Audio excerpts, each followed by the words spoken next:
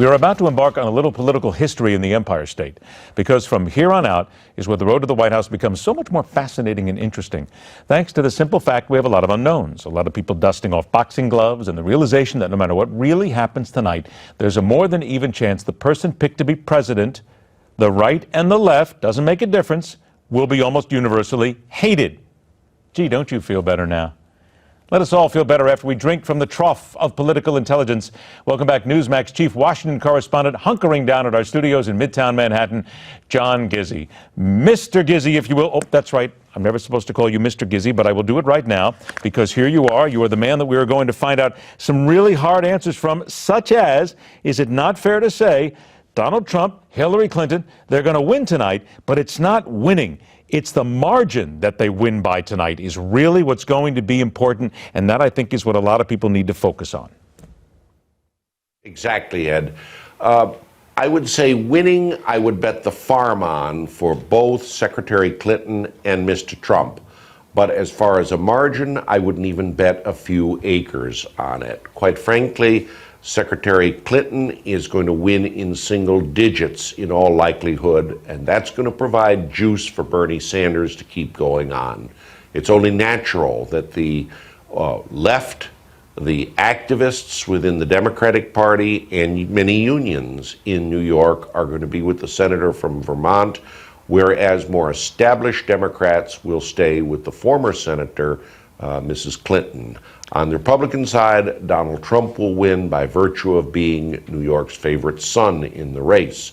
But it doesn't matter. Wherever he's a son, he's controversial. So is Ted Cruz, who spoke about New York values. What I say is keep your eye on the performance of Governor Kasich, who might just benefit from being none of the above and come in second ahead of Cruz, behind Trump, and get a little bit of mileage for next week's primary. Interesting you should bring up his name, because at a stop in Pittsburgh, PA, John Kasich spoke very confidently about his chances at the nomination. Here's what he said. It's all about the delegates now. I had a meeting with delegates early this morning, and it's all about accumulating delegates going into the convention, because now everybody has figured out that we're actually going to go to a competitive convention, an open convention.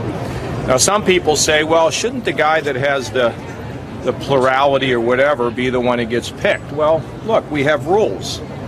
You know, if you can't hit the magic number, then, you didn't get enough. This is interesting, John, because he's in Pittsburgh. Ted Cruz is in Pennsylvania as well. And there's a report out from NBC tonight that said even if Ted Cruz has a third-place finish in Pennsylvania's primary, he will win more than half of the delegates. Something doesn't seem right in there, and I know that when we hear something like this, people are going to do the usual. They'll scream, oh, it's fixed, it's rigged. But these are the actual rules that are here. Can you kind of knuckle those down into a few short sentences and explain how this works? Yes, exactly. And let's just put something on the table right now. This is not earth-shaking.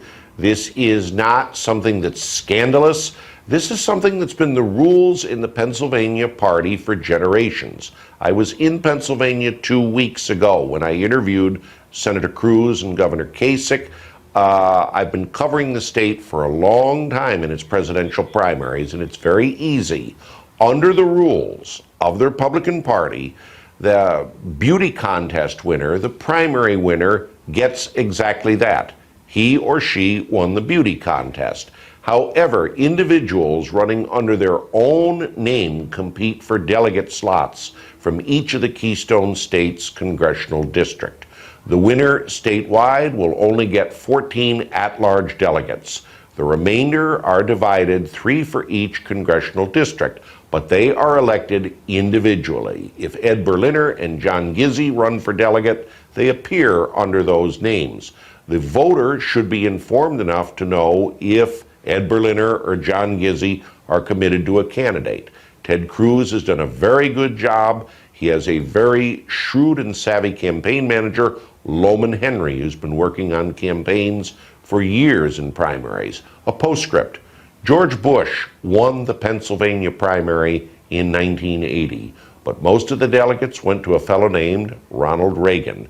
He competed for delegates and his people knew which buttons to press to elect their delegates. Well, now that you've let the cat out of the bag, John, will you accept the vice presidential nomination if I offer it to you? If nominated, I won't run, but if elected, I'll serve. Okay, I just wanted to make sure, and I promise I will never wear a hat as well as you. John Gizzi will be heard throughout the evening here as he covers everything in New York. John, thanks so much for joining us. We'll talk to you soon. Let's remind everybody that when we talk about what's coming up tonight, it's all going to be right here on Newsmax, because we'll start bringing you full election coverage, the primary, that is, beginning at 8 o'clock Eastern Time. I'll be here. J.D. Hayworth will be here. The gang will be here. We'll bring you everything. We'll take you right up the final tallies and bring you all the action. That's right, the action of a primary. There you go. 15 years. Why are we still waiting to find out what happened about the Saudis and their involvement in 9/11? You're going to find out more from Senator Bob Graham next on The Hardline.